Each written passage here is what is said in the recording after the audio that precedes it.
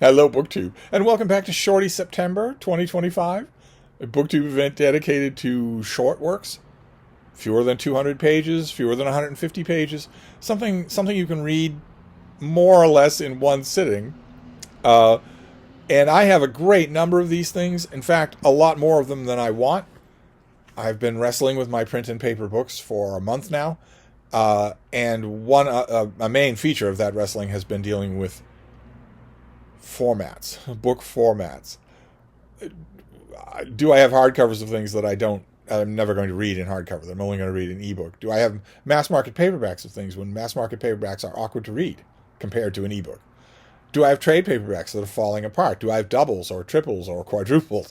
I've been wrestling with my book collection along those lines, and while I was doing that just recently, I separated out a lot of mass market paperbacks that obviously would work for Shorty September. And I've been kind of sort of reading my way down that stack, just willy-nilly, just the way the stack happened.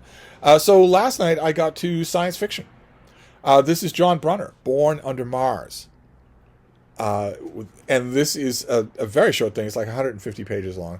About a man named Ray Malin, who goes away from Earth civilization. He goes out among the stars. Humanity has gone out among the stars and largely split into two groups, the bears and the centaurs.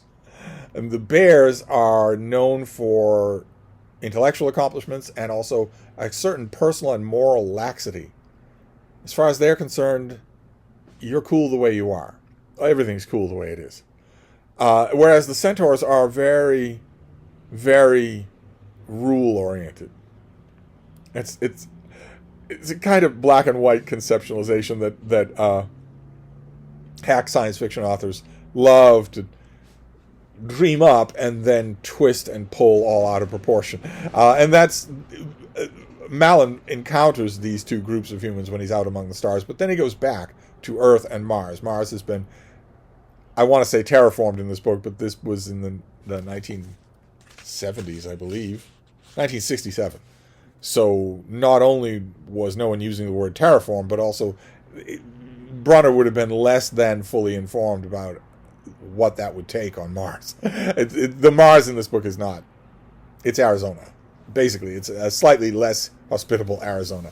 But when Malin goes back, he is immediately ensnared in fights between two major political organizations, neither one of which is really positioned to be the good guy or the bad guy.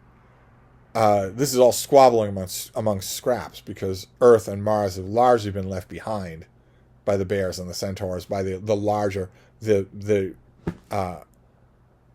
outreaches of humanity have largely left the old worlds behind. And I believe that Born Under Mars was originally one half of an ace double, probably under a different name. It doesn't come across as much more than that. It is a good, adventurous little ditty of a book. You root for Ray Malin a bit. You root for him a bit. He has a wise mystic teacher figure that is basically an exposition dump. Quite a few other characters in the book are just meant to dump exposition. A lot of the chunks of exposition are dumped multiple times, which is deadly for a book this short. And there is a plot. There is a kind of a plot. There's a MacGuffin, if you can call a small child a MacGuffin. There is a kind of a plot, but it sputters and weirdly contorts. It's there for a long time. It'll be there for a long time, and you'll feel like, okay, well, we're finally zeroing in on the plot, and then it will just, people will just not care about it anymore for dozens of pages while the book goes on and does other things, and then you'll come back to it. So, I mean, this was an odd reading experience because I'm a huge fan of John Brunner, but this is not anything but just a typing exercise. This had no good Brunner prose in it. It had very little in the way of good Brunner thinking. He's usually can be relied upon to do some good thinking, but not in this book.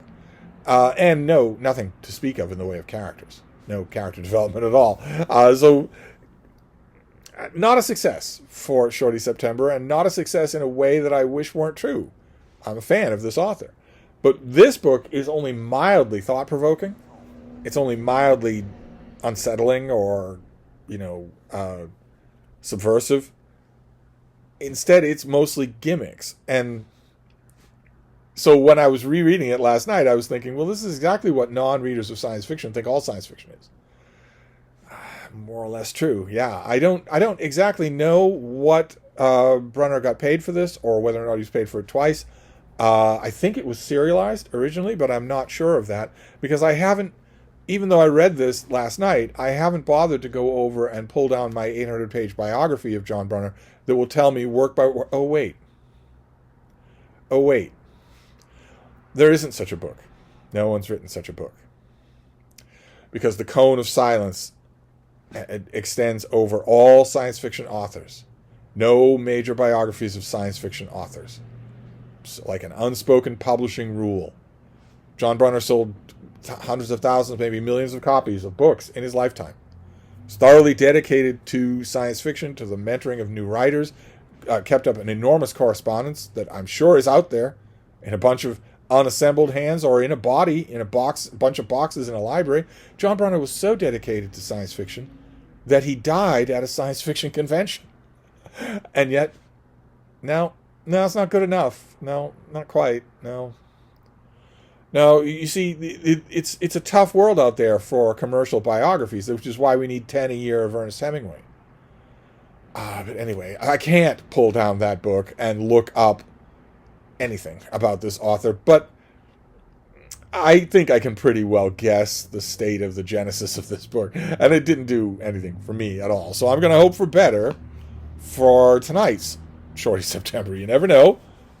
Maybe not more science fiction right away, but whatever it is, I'll report back. Thank you, BookTube.